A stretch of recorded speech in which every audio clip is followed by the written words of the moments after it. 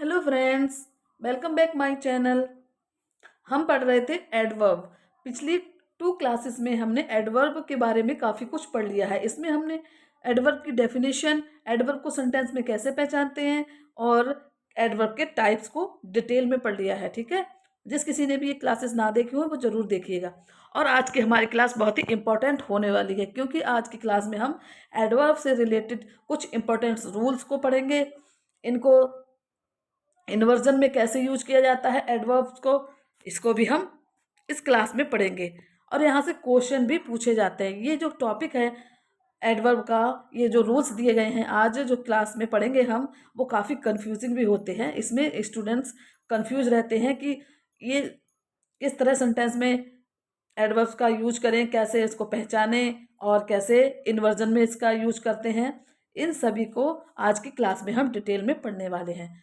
ठीक है, इसलिए क्लास को लास्ट तक जरूर देखिएगा ताकि आपका जो कंफ्यूजन है वो क्लियर हो सके। ठीक है, सबसे पहले हम पहला रूल पढ़ेंगे।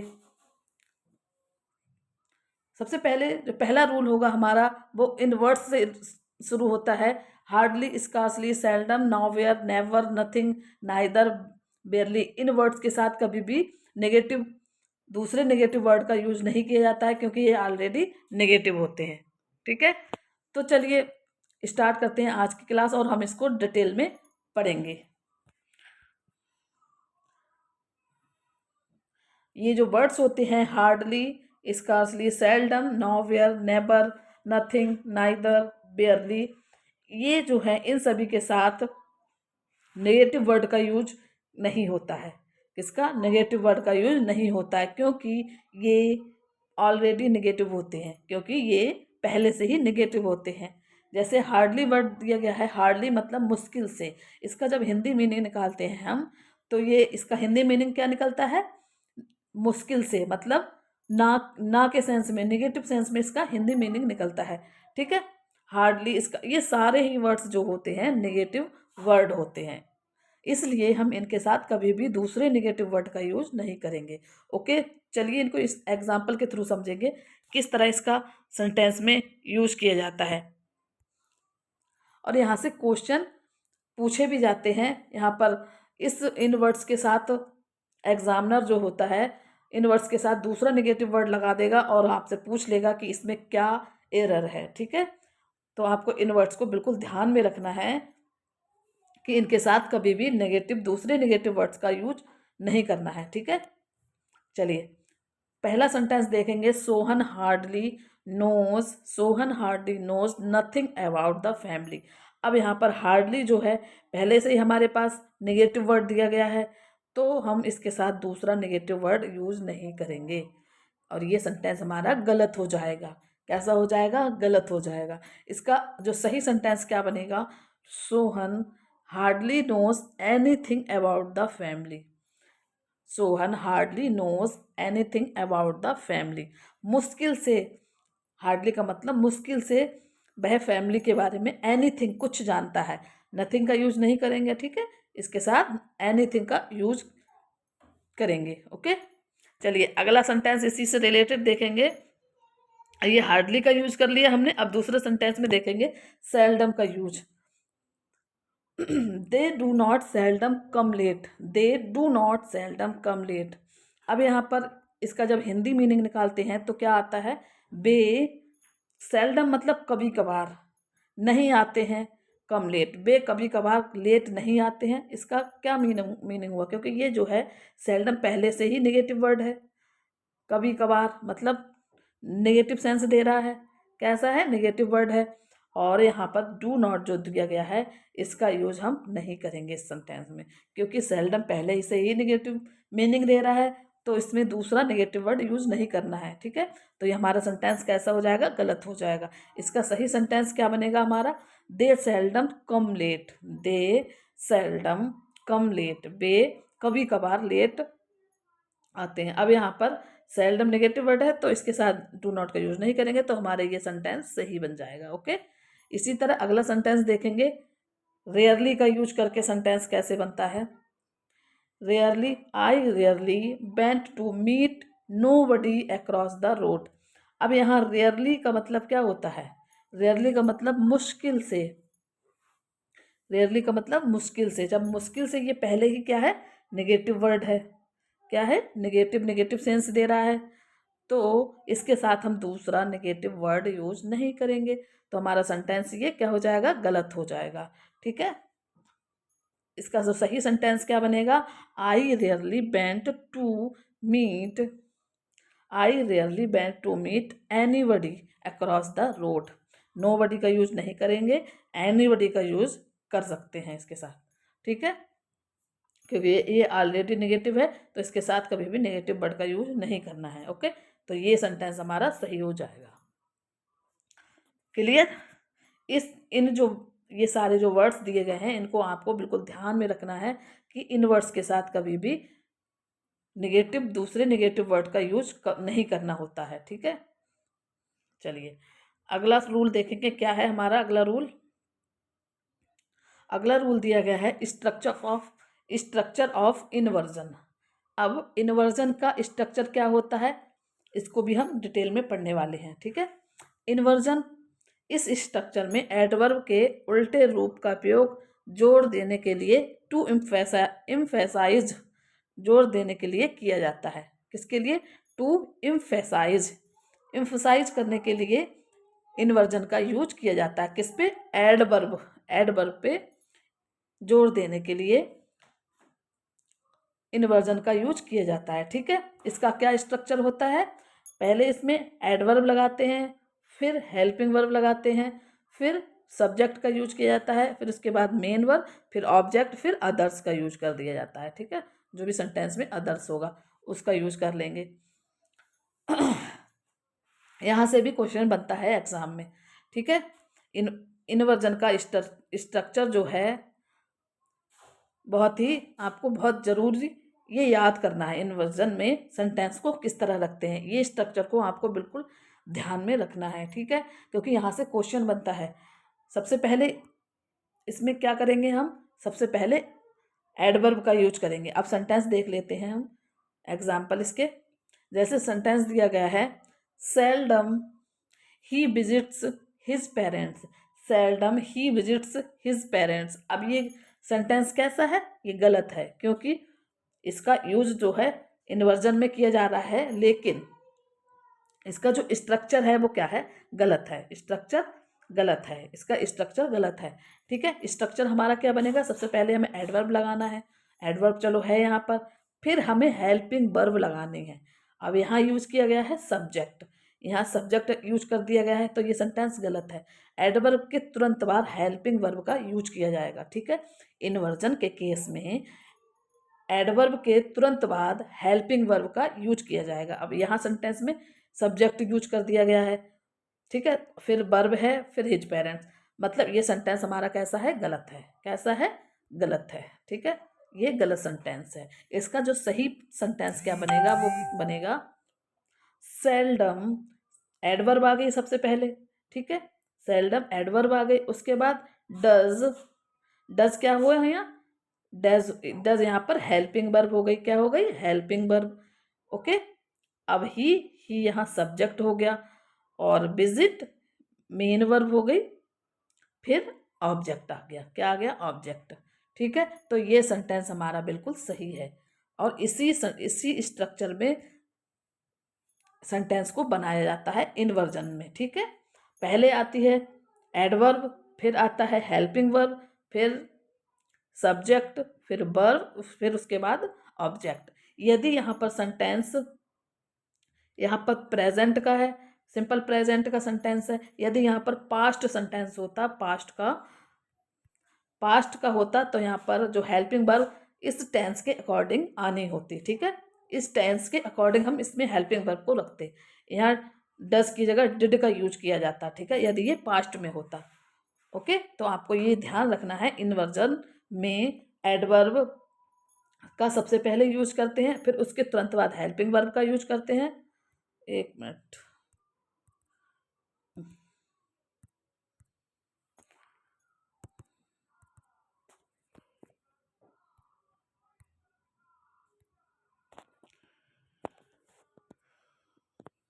चलिए सबसे पहले हम एडवर्ब का यूज करेंगे, किसका यूज करेंगे, एडवर्ब का यूज करेंगे, फिर हेल्पिंग वर्ब का, फिर सब्जेक्ट का, उसके बाद मेन वर्ब, फिर लास्ट में ऑब्जेक्ट या अदर्स का यूज करेंगे। ओके, और यही स्ट्रक्चर को आपको अपनाना है इनवर्जन में। इस तरह के क्वेश्चन देके आप कंफ्यूज किया जाता है और एरर पूछ लिए जाते हैं कि ये सेंटेंस सही है गलत है, क्योंकि ये इनवर्जन में रखा गया है लेकिन इसका जो स्ट्रक्चर है वो गलत है। स्ट्रक्चर इसका सही ये रहेगा इनवर्जन का। ओके, ठीक है।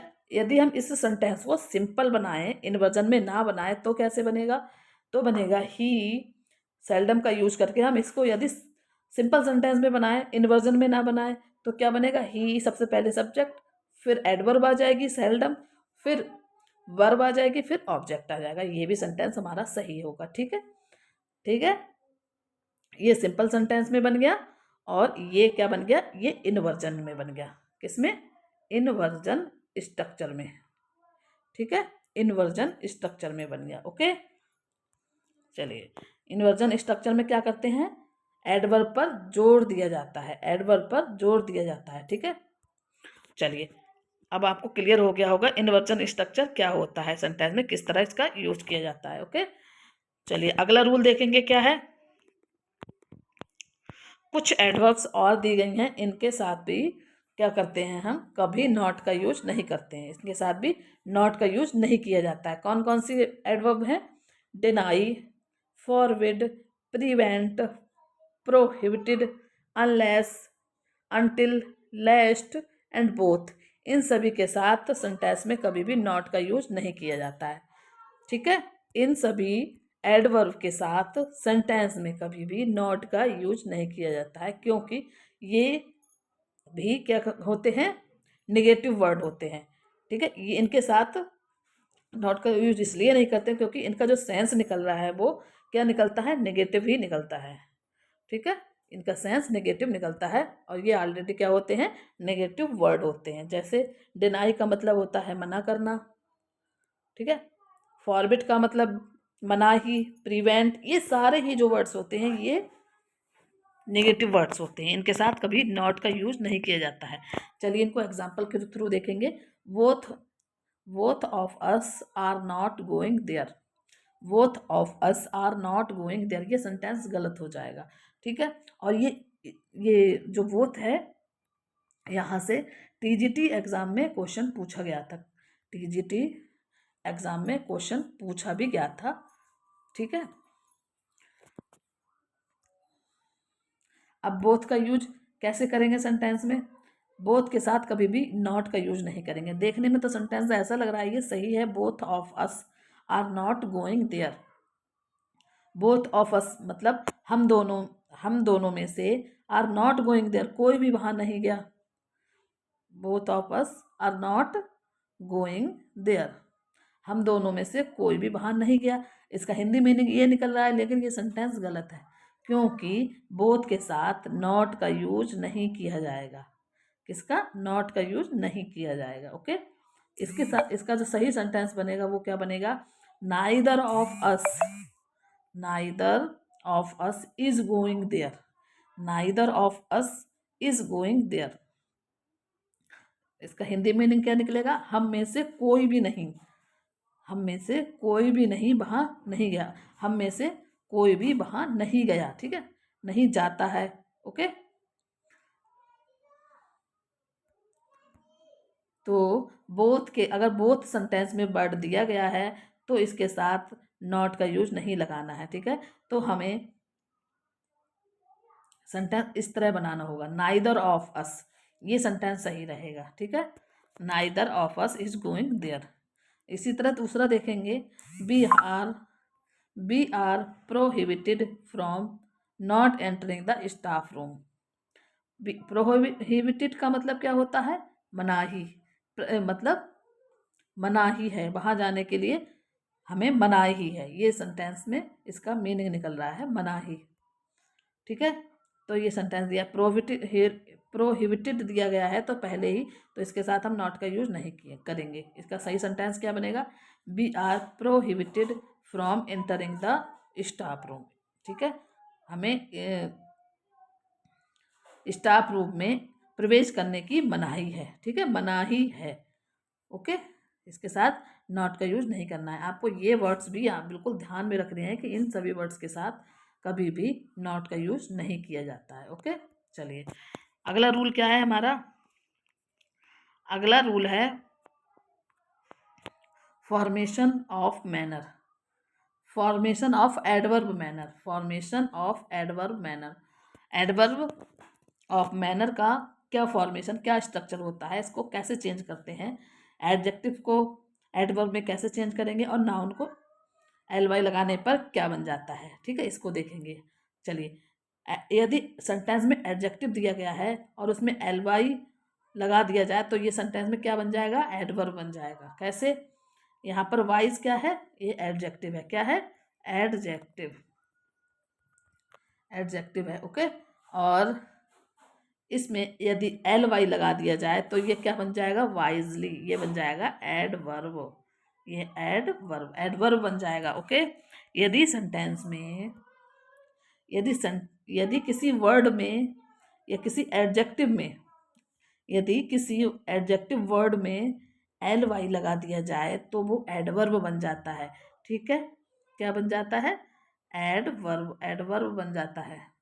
और यदि किसी नाउन में एल वाई लगा दिया जाए, यदि किसी नाउन में एल वाई लगा दिया जाए तो वो क्या बन जाएगा, वो एडजेक्टिव बन जाएगा। ठीक है, क्या बन जाएगा, एडजेक्टिव बन जाएगा। ठीक है, इसको आप कैसे पहचानेंगे, यदि इसका यदि कोई वर्ड दिया गया है, ठीक है, एडवर्ब दिया गया है, उसको हम अगर उसको तोड़ेंगे तो यदि आपको दूसरा वर्ड जो प्राप्त होता है या मिल रहा है, जो दूसरा वर्ड मिल रहा है यदि वो एडजेक्टिव है तो वो दूसरा वर्ड जो मिल रहा है उसको आपको देखना है कि एडजेक्टिव है या नाउन है। यदि वो एडजेक्टिव है तो वो क्या बन जाएगा, एडवर्ब बन जाएगा। और अगर दूसरा वर्ड तोड़ने के बाद यदि दूसरा वर्ड नाउन है तो वो क्या बन जाएगा, तो वो एडजेक्टिव बन जाएगा एल वाई लगाने पर। ठीक है, जैसे हम कहें wise plus L Y, wisely, क्या है, ये एडवर्ब है। Honest plus L Y, honestly. Care plus L Y, carefully. Careful plus L Y, ये सारे ही क्या होते हैं, ये सारे ही एडजेक्टिव होते हैं। क्या होते हैं, एडजेक्टिव। वाइज एडजेक्टिव हो गया, ऑनेस्ट एडजेक्टिव, केयरफुल ये भी एडजेक्टिव। इनको हम एल वाई लगाकर यदि बनाएंगे तो क्या बन जाएंगे, एडवर्ब बन जाएंगे। ठीक है, और ये जो वर्ड्स दिए गए हैं, M A N, man, man ये क्या होता है, नाउन होता है। ब्रदर ये भी नाउन होता है। फ्रेंड ये भी नाउन होता है। यदि इन सभी में एल वाई लगाएंगे तो ये क्या बन जाएगा, एडजेक्टिव बन जाएगा। ठीक है, इसी तरह आपको सेंटेंस में इनको पहचान लेना है। ठीक है, यदि इन वर्ड्स को आप डिवाइड करेंगे, देखेंगे तो अगर यदि नाउन आ रहा है तो वो समझो ये एडजेक्टिव वर्ड होगा। और यदि इसमें डिवाइड करने पर या शब्द को तोड़ने पर यदि एडजेक्टिव आ रहा है तो वो क्या होगा, एडवर्ब होगा। ठीक है, इसी तरह आपको सेंटेंस में इसको पहचान लेना है। ओके, कुछ ऐसे वर्ड्स होते हैं, ये क्या होते हैं, देखने में तो ऐसा लग रहा है ये एडजेक्टिव होंगे, लेकिन ये क्या होते हैं, देखने में तो ऐसा लग रहा है कि एडवर्ब होंगे, लेकिन ये क्या होते हैं, ये हमेशा एडजेक्टिव रहते हैं। ठीक है, जैसे मंथली हो गया, weekly, sickly, miserly, gently, cowardly, orderly, masterly, all words are adjective. ये देखने में ऐसा लग रहा है जैसे ये एडवर्ब होंगे क्योंकि एल वाई लगा है, लेकिन ये क्या होते हैं, ये सारे ही वर्ड्स एडजेक्टिव होते हैं। क्या होते हैं, एडजेक्टिव होते हैं। ठीक है, इसमें आपको कंफ्यूज नहीं होना है। चलिए अगला रूल हमारा क्या है, अगला रूल होगा B very, B S too, B S so. Sentence में बेरी का यूज कब करते हैं, टू का यूज कब करते हैं, एंड सो का यूज कब करते हैं। ठीक है, सबसे पहले बेरी को देखेंगे, बेरी का यूज कब किया जाता है। बेरी का यूज कब किया जाता है, इसका हिंदी मीनिंग क्या होता है, बहुत या काफ़ी। बहुत या काफ़ी, ये पॉजिटिव सेंस में इसका यूज किया जाता है। किस सेंस में, पॉजिटिव सेंस में। ठीक है, पॉजिटिव सेंस में। ओके, इसका जो यूज होता है वो हम गुड क्वालिटी के साथ भी कर लेते हैं और बैड क्वालिटी के साथ भी कर सकते हैं। जैसे वेरी ब्यूटीफुल, ये भी सही होगा, और वेरी डल, ये भी सही होगा। ठीक है, स्ट्रक्चर क्या होता है इसका, पहले वेरी का यूज करते हैं, फिर इसके बाद एडजेक्टिव या एडवर्ब होता है। ठीक है, एग्जाम्पल के थ्रू इसको समझेंगे। जैसे हम कहें she is very beautiful, she is very beautiful, वह बहुत सुंदर है। अब यहाँ पर वेरी, वेरी का मतलब बहुत, ब्यूटीफुल सुंदर, कैसे सेंस में जा रहा है, ये पॉजिटिव सेंस में। ठीक है, पॉजिटिव सेंस में। ठीक है, अब दूसरा सेंटेंस देखेंगे, ही रन्स वेरी फास्ट, वह बहुत तेज दौड़ता है। अब यहाँ पर वेरी क्या है, इसका मीनिंग हुआ बहुत। ठीक है, और यहाँ पर ये फास्ट क्या हुआ, एडवर्ब हो गया। ठीक है, और हिंदी इसका जो मीनिंग निकल रहा है वो क्या है, पॉजिटिव मीनिंग। ओके,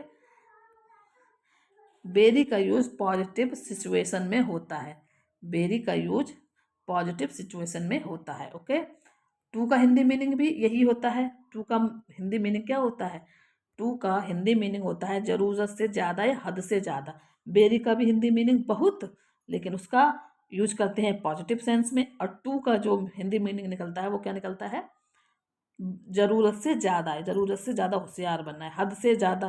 तो इसका यूज होता है कब होता है, जब किसी चीज़ या जब किसी चीज़ को लिमिट से ज़्यादा, जब किसी चीज़ का यूज़ लिमिट से ज़्यादा किया जाए और नेगेटिव इफेक्ट दे, क्या दे, नेगेटिव इफेक्ट दे। वहाँ जो वेरी था वो पॉजिटिव इफेक्ट में यूज किया जाता है, और यहाँ जो टू का यूज होता है वो नेगेटिव इफेक्ट। ठीक है, जैसे इसका स्ट्रक्चर देखेंगे, टू प्लस एडजेक्टिव या एडवर्ब। ठीक है, एग्जाम्पल क्या दिया गया है, she is too tired to work, she is too tired to work, वह इतनी कमजोर है कि वह कार्य नहीं कर सकती। अब यहाँ पर टू मतलब जरूरत से ज़्यादा, बहुत ज़्यादा कमज़ोर है कि वह कार्य नहीं कर सकती। ओके, तो इसका कैसा मीनिंग निकल रहा है, नेगेटिव मीनिंग निकल रहा है, कैसा, नेगेटिव। ठीक है, इसी तरह अगला देखेंगे, this tea is too hot to drink, यह चाय इतनी गर्म है कि पी नहीं जा सकती, पीने योग्य नहीं है। ठीक है, इसी तरह अगला सेंटेंस देखेंगे, she is too beautiful,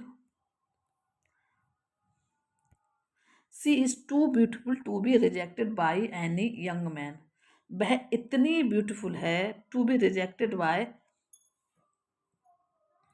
any young man, कि उसे किसी भी यंग मैन के द्वारा रिजेक्ट नहीं किया जा सकता। अब इसमें ये एक अलग रूल है कि इसमें हम गुड वर्ड का भी यूज कर सकते हैं। गुड वर्ड मतलब ब्यूटीफुल क्या है, गुड वर्ड, गुड वर्ड मतलब ब्यूटीफुल क्या है, गुड वर्ड, इसका भी हम टू के साथ यूज किया जाता है। ठीक है, गुड वर्ड का भी यूज कर सकते हैं टू के साथ। ओके, लेकिन स्ट्रक्चर इसका क्या होना चाहिए, स्ट्रक्चर इसका ये होगा, टू होगा, फिर इसके बाद एडजेक्टिव या एडवर्ब होगा, फिर बाद में टू भी दिया होना चाहिए, फिर उसके बाद वर्ब की थर्ड फॉर्म का यूज किया जाता है। ओके, जैसे टू, टू के साथ टू प्लस B1, या फिर टू के साथ to be plus B3 negative sense, ये पॉजिटिव, ये क्या हुआ, ये पैसिव वॉइस में हो गया। ठीक है, तो हम कह सकते हैं टू का यूज नेगेटिव सेंस के लिए किया जाता है। ठीक है, नेगेटिव सेंस के लिए किया जाता है। In this structure there are good and bad quality can be used, इस स्ट्रक्चर में good quality and bad quality दोनों का यूज किया जा सकता है। ठीक है, चलिए अगला देखेंगे, सो का यूज, सो का हिंदी मीनिंग बहुत ज़्यादा या इतना।